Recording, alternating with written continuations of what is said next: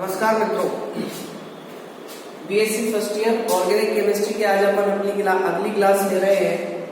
इससे पिछली क्लास में हम संकरण पर बात कर रहे थे और संकरण में हमने देखा था संकरण की परिभाषा, ठीक है। उसके बाद देखे थे हमने संकरण के आवश्यक नियम या फिर संकरण की शर्तें भी बोल सकते हैं इनको, क्वेश्चन में शर्तों के अनुरूप भी प्रश्न आ सकता है। और तीसरा देखा था हमने संकरण के प्रकार में हमने sp3 संकरण को कर दिया था। आज हम मित्रों sp2 संकरण, दूसरे प्रकार का संकरण है sp2 संकरण के बारे में बात करेंगे। sp2 संकरण क्या होता है, जैसे कि इसके नाम से ही हमें प्रतीत हो रहा है sp2 संकरण, यानी कि ऐसा संकरण जिसमें एक S कक्षक, शॉर्ट में आप नोट कर लिएगा, एक S कक्षक एवं दो P कक्षक, एक S कक्षक एवं दो P कक्षक परस्पर संकरण की क्रिया कर संकरण की क्रिया करके उतनी ही संख्या में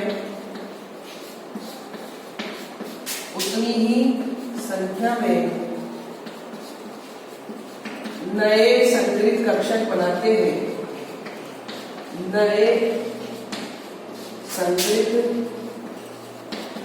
कक्षक बनाते हैं।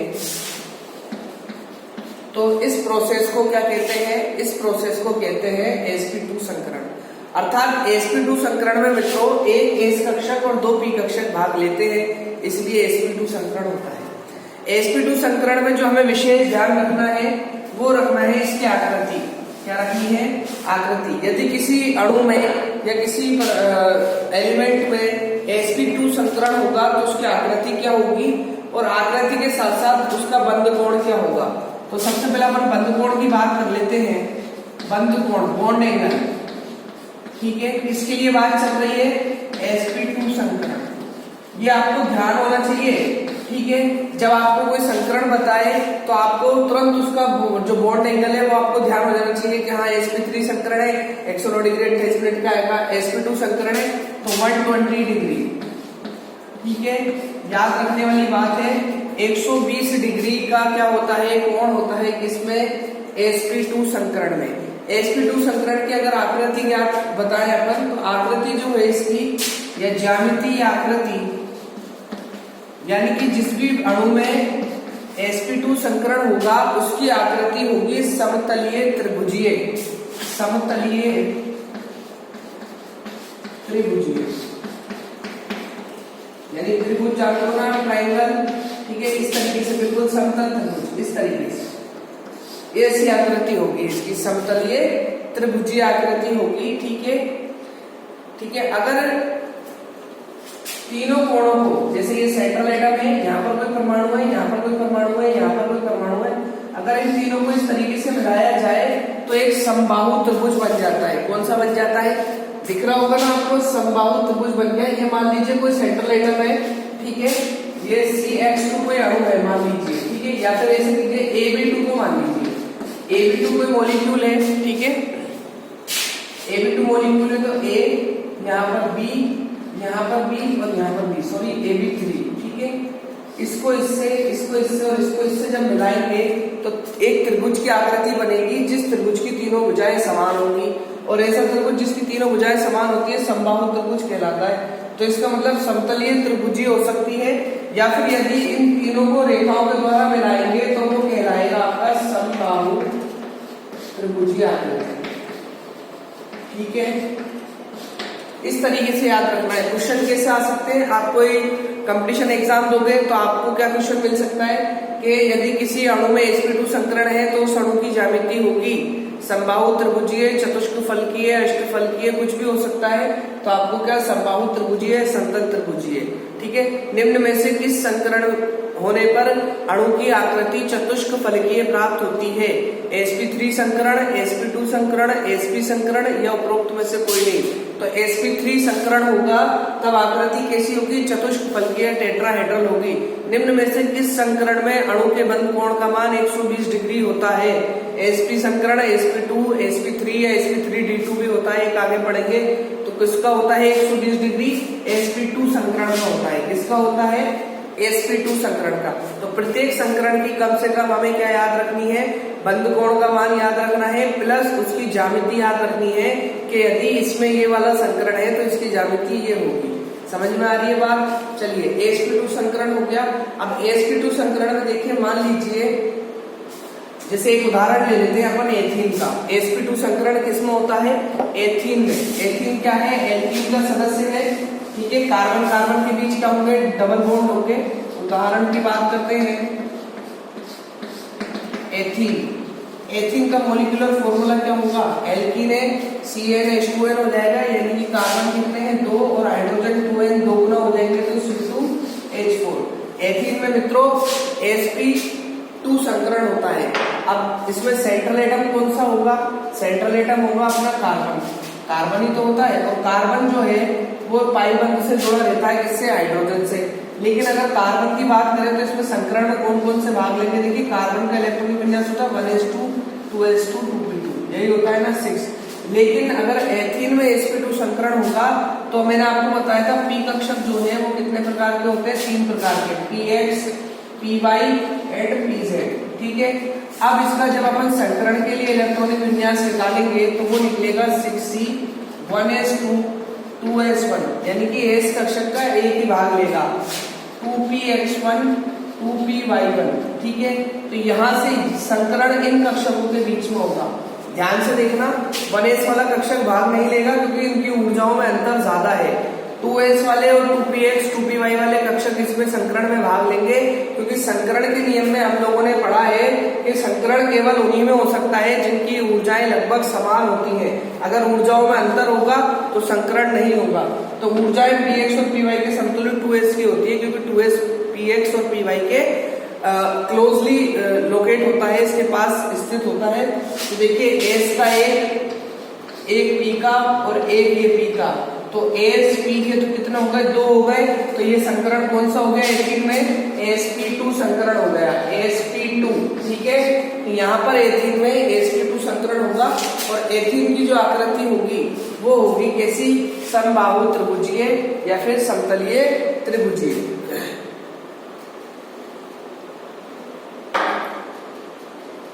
ये आपका sp2 संकरण हुआ। अगला है आपका लास्ट प्रकार का sp संकरण। sp संकरण क्या होता है? बिल्कुल वही परिभाषा होगी जो इनकी बनी थी, थर्ड sp संकरण, ठीक है। इसमें तो बहुत ही सिंपल है, एक s और एक p कक्षक भाग लेते हैं। ऐसा संकरण जिसमें एक s और एक p कक्षक भाग लेता है और अपनी ऊर्जाओं को पुनर्वितरित कर करके नए उतनी ही संख्या में नए संकरित कक्षक का निर्माण करता है, sp संकरण कहलाता है, ठीक है। बंध कोण कितना होगा भाई? ये s और ये p बिल्कुल एकदम सरल सीधी रेखा बन गई, और सीधी रेखा में कितना डिग्री का कोण होता है आपको पता है? 180 डिग्री। 180 डिग्री को सरल कोण भी कहते हैं। तो sp संकरण में बंध कोण कितना होगा? वेरी गुड, 180 डिग्री होगा। बंध कोण का मान 180 डिग्री। और इसकी आकृति कैसी होगी? आकृति भाई कैसी बन सकती है? एक इस कोने पर है, एक इस कोने पर है, दोनों को मिला दिया तो क्या आकृति बनेगी? एक सरल रेखा ही तो बन सकती है। तो आकृति क्या होगी? सरल रेखीय या रैखिक आकृति। सरल रेखीय या फिर कौन सी बनेगी? रैखिक। रैखिक मतलब रेखा जैसी, रैखिक आकृति, ठीक है। तो इस संकरण में भी आपको ये दो ही बात इंपॉर्टेंट है कि sp संकरण में बंध कोण बॉन्ड एंगल 180 डिग्री होता है और इसकी जो आकृति होती है वो 180 डिग्री होती है। सॉरी, आकृति जो होती है वो सरल रेखीय होती है, एक रेखा के समान होती है, ठीक है।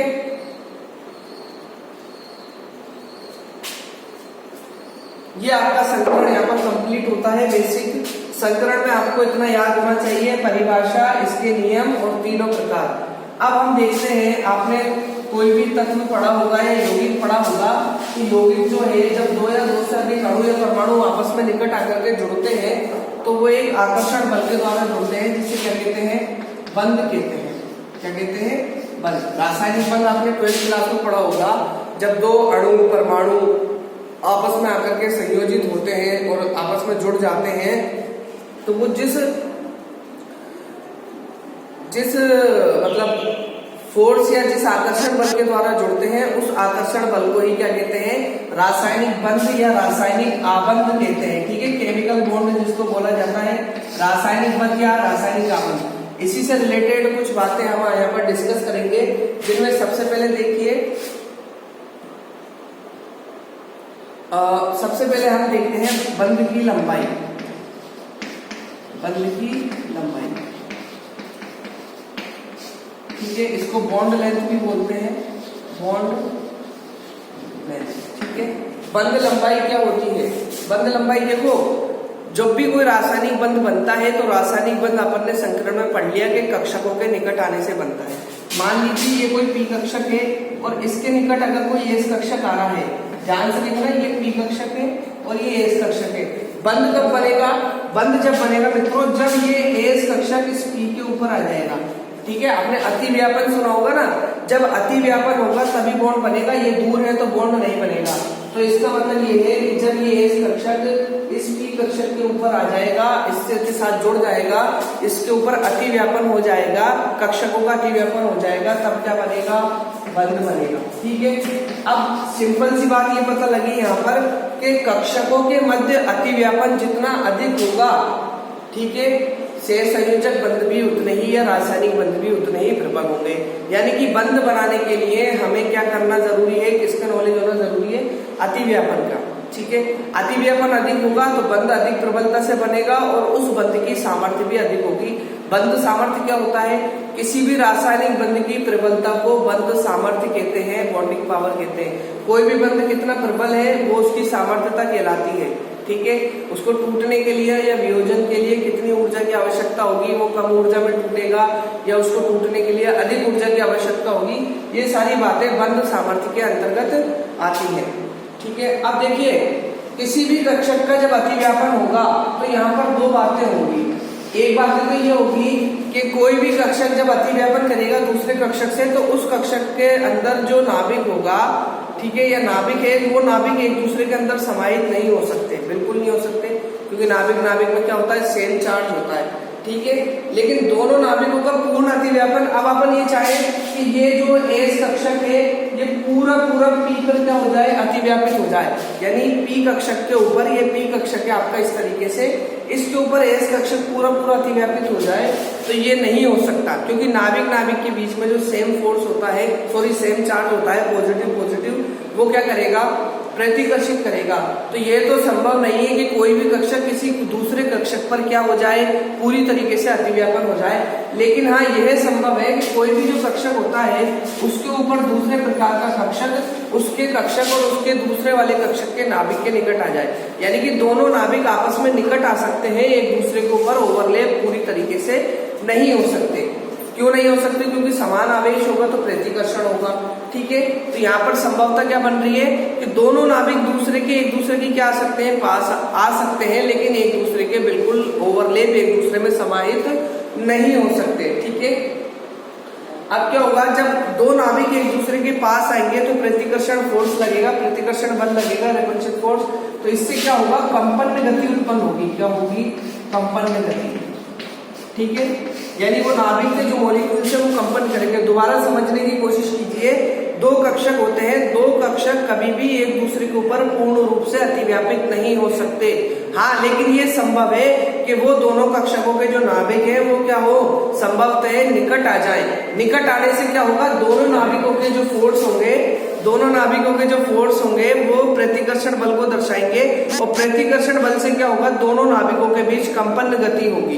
क्या होगी, कंपन गति होगी, और कंपन गति के कारण ही क्या होगा, कभी वो नाभिक एक दूसरे के हल्के से दूर हो जाएंगे, कभी पास हो जाएंगे, कभी दूर हो जाएंगे, कभी पास हो जाएंगे। ठीक है, इन दूर होने और पास होने, यानी कि इस कंपन गति के औसत मान को ही, इसको इस कंपन गति के औसत मान को ही क्या कहते हैं, बंध लंबाई कहते हैं, बंध लंबाई कहते हैं। ध्यान से दोबारा समझिएगा, दोनों नाभिक जब एक दूसरे के पास आएंगे तो उनमें कंपन गति होगी, फ्रीक्वेंटली मोशन होगा, और जब कंपन गति होगी तो वो कभी दूर होंगे कभी पास होंगे, तो उनके दूर होने और पास होने का जो औसत मान है वही बंध लंबाई को दर्शाता है। बंध लंबाई जो है कभी भी समान नहीं रहती, उनमें बिल्कुल माइनर चेंज होता रहता है, क्योंकि कंपन निरंतर होता रहता है, जो हमें देखने के बराबर जब हम उसको नोटिस करते हैं तो ना के बराबर हमें वो दिखता है या व्यतीत होता है। तो समझ गए होंगे आप बंध लंबाई क्या होती है। बंध की लंबाई किसी भी कक्षकों के नाभिकों के निकट आने से जो कंपन होता है उस कंपन के औसत मान के यानी दूर होने और पास होने के बराबर होती है। ठीक है, अच्छा एक बात तो ध्यान रखनी है, बंध लंबाई जो होगी वो बंध लंबाई बंध सामर्थ्य के क्या होती है, व्युत्क्रमानुपाती होती है। बंध की लंबाई जितनी अधिक होगी बंध उतना ही दुर्बल होगा, और बंध की लंबाई जितनी कम होगी बंध उतना ही प्रबल होगा। ठीक है, अब देखिए, हाँ अब मान लीजिए हम दो यौगिकों को कंसीडर करते हैं A एंड B। ठीक है, अब मान लीजिए A की विद्युत ऋणात्मकता और B की विद्युत ऋणात्मकता बिल्कुल सेम है। विद्युत ऋणात्मकता आप जानते हो, इलेक्ट्रोनेगेटिविटी क्या होती है बताइए, 12th क्लास में आपने पढ़ा होगा। इलेक्ट्रोनेगेटिविटी किसी भी बंधित इलेक्ट्रॉन युग्म को अपनी ओर आकर्षित करने की जो क्षमता होती है, अट्रैक्शन पावर होती है, वही इलेक्ट्रोनेगेटिविटी कहलाती है। अब मान लीजिए इसकी इलेक्ट्रोनेगेटिविटी और इसकी इलेक्ट्रोनेगेटिविटी, इन दोनों की विद्युत ऋणात्मकता कैसी है, सेम है। तो सेम है तो क्या होगा, ना तो इस बंध के इलेक्ट्रॉन इसकी ओर आएंगे ना ही इस बंध के इलेक्ट्रॉन इसकी ओर खींचेंगे, यानी दोनों के जो इलेक्ट्रॉन है वो स्थिर रहेंगे, कोई भी एक दूसरे के इलेक्ट्रॉनों को अपनी ओर आकर्षित नहीं करेगा, क्योंकि दोनों की विद्युत ऋणात्मकता क्या है, समान है। ऐसी सिचुएशन में ये जो बंध बनेगा, ये बंध बनता है सहसंयोजक बंध। कौन सा बनता है, सहसंयोजक बंध। यानी सहसंयोजक बंध बनने की क्या शर्त है, इलेक्ट्रोनेगेटिविटी कैसी होनी चाहिए, दोनों की समान होनी चाहिए, और इसको समान होने के लिए इसको सहसंयोजक बंध होने के लिए दोनों की विद्युत ऋणात्मकता समान होना आवश्यक है। ठीक है, इन दोनों की सहसंयोजक त्रिज्या को यहाँ पर हम RA एवं RB से दर्शा सकते हैं। RA क्या है, A की सहसंयोजक त्रिज्या, और RB क्या है, B की सहसंयोजक त्रिज्या। ठीक है, तो सहसंयोजक बंध क्या होता है, जब दो परमाणु जिनकी विद्युत ऋणात्मकताएं समान होती है या किसी बंध से जुड़े होते हैं तो वो जो है बंध सहसंयोजक बंध कहलाता है। ठीक है, अब सहसंयोजक बंध को प्रभावित करने वाले कारक, ये टॉपिक सहसंयोजक बंध को प्रभावित करने वाले कारक कौन कौन से फैक्टर हैं जो अफेक्ट करते हैं किसको, कोवेलेंट बॉन्ड को प्रभावित करने वाले कारक। देखिए सबसे पहला और सबसे इंपॉर्टेंट जो फैक्टर है मित्रों वो है विद्युत ऋणात्मकता। बिल्कुल है, कैसे है, विद्युत ऋणात्मकता, इस तरीके से लिखेंगे ना, विद्युत ऋणात्मकता, इलेक्ट्रोनेगेटिविटी। देखिए कैसे है, समझिए इस बात को। मान लीजिए ये A और B, ये दो है मॉलिक्यूल है या अणु परमाणु है, ये आपस में जुड़े हुए हैं। इन दोनों की विद्युत ऋणात्मकताओं में मान लीजिए अंतर है। मान लीजिए B की विद्युत ऋणात्मकता क्या है, अधिक है,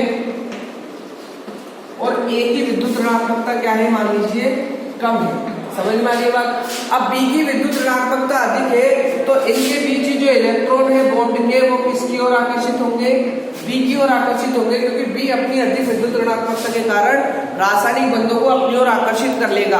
रासायनिक बंधों को अपनी ओर आकर्षित, रासायनिक बंध के इलेक्ट्रॉनों को अपनी ओर आकर्षित कर लेगा, तो क्या होगा, B पर आंशिक क्या आ जाएगा, नेगेटिव आ जाएगा, और A पर आंशिक क्या आ जाएगा, पॉजिटिव आ जाएगा। अब ये जो बॉन्ड है ये सहसंयोजक ना होकर के इसमें कौन से बंध के गुण आ गए, आयनिक बंध के गुण आ गए, किसके, आयनिक बंध के। और आयनिक बंध के जब गुण आ जाते हैं तो बंध लंबाई कम हो जाती है। क्या हो जाती है, बंध की लंबाई कम हो जाती है। समझ में आ रही है बात, बहुत बेसिकली समझना, ठीक है। विद्युत ऋणात्मकता में अंतर होने के कारण क्या होता है, इलेक्ट्रॉन मूव करेंगे कहां पर, जिसकी विद्युत ऋणात्मकता अधिक होगी, और जैसे ही मूव करेंगे तो उसमें आयनिक गुण आ जाते हैं, जो सहसंयोजक बंध है या इनके बीच जो रासायनिक बंध है वो उसमें आयनिक बंध के गुण उत्पन्न हो जाते हैं, और आयनिक बंध बनने के कारण उनके बीच की जो बंध लंबाई है वो कम हो जाती है, ठीक है। तो इस प्रकार क्या है, हम कह सकते हैं कि विद्युत ऋणात्मकता जो है बंध लंबाई पर बंध लंबाई जो है विद्युत ऋणात्मकता पर क्या है, निर्भर है पूरी तरीके से, ठीक है। और दूसरा है आपका अनुनाद। अनुनाद क्या होता है, अनुनाद कहते हैं जब एक ही यौगिक के या अणु के या किसी कंपाउंड के दो या दो से अधिक रूप हो और वो सभी रूप एक दूसरे के समतुल्य सही हो संरचना में, तो वो अनुनादी संरचना कहलाती है और इस प्रभाव को अनुनाद कहते हैं। अनुनाद में क्या होता है, अनुनाद में इलेक्ट्रॉन अपनी स्थिति को बदलते रहते हैं, जिससे उनके समतुल्य रासायनिक बंध भी एक दूसरे के स्थान को बदलते रहते हैं। इसे विस्थानीकृत या स्थानीकृत भी कहते हैं, इसलिए इसको इलेक्ट्रॉन का स्थानीकरण कहते हैं। अनुनाद का दूसरा नाम क्या है, इलेक्ट्रॉन का स्थानीकरण, यानी इसमें चेंज होता रहता है, ठीक है ना।